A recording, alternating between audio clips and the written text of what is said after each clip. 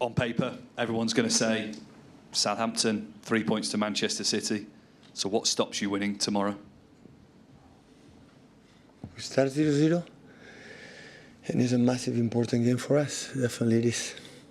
It's just 3 games left, and after that game is 2, and a huge respect for them. Do you feel your side is in the best form it's been in this season right now? It's the best results we got in a row. We didn't have that season. I don't know, in the beginning of the season we did it, but for a long time. In terms of that, we can do better. One more for me, just on Mateo Kovacic. Spoke to him earlier this week. How much do you think he's progressed as a midfielder this season in your team? He's playing really good. I think playing close to another player like Bernardo or Gundo or Nico is playing a really good level. Hello, Pep. Can I do a quick player update with you, please? Just wondering if Erling is perhaps ready to start? He's ready. Yeah, he's ready. He's fit. Start, we'll decide tomorrow. Have you had a call from the doctors about Rodri yet, about whether he can? Still is not available. And how good is the news about Oscar and Nathan back in training? Still are not available. Started training with us, partial, but still are not available. A win against Southampton, as you'll know, would put you level on points with Arsenal, but I think there's 9 goal difference, and it's very similar with Newcastle and Chelsea, your goal difference as well. So with that in mind and the number of goals that Southampton have conceded this season, does that come into your thinking there? No, not at all. Huge respect for Southampton. If we take a look at Arsenal to help us in that view to qualify for the Champions League, it's fine. The target when you are not be champion is qualify for the next Champions League season.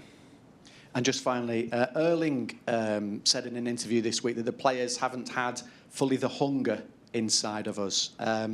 So I was wondering how you feel about that, and do you feel it is back now just in time for the crescendo? If it's the feeling from Erling, they should talk each other, the players, and ask themselves why.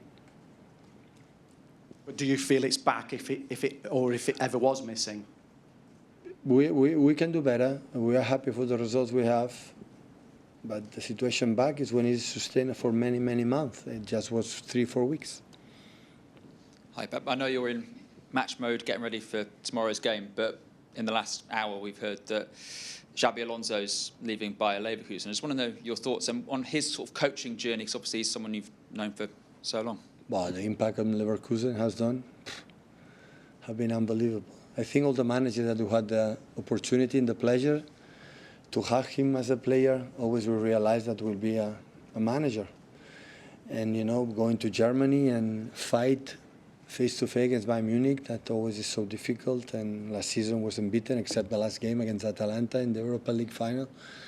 And the way they play, the way they improve the players. So I think Leverkusen himself, they have to be so proud for this partnership that they had for just 2-3 years.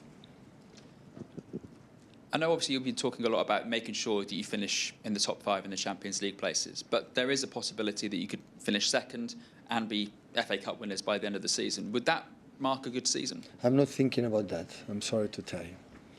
It's just Southampton in my mind, and all week I'm thinking about them. And a lot of hours in my mind during the day. It's only I'm concerned.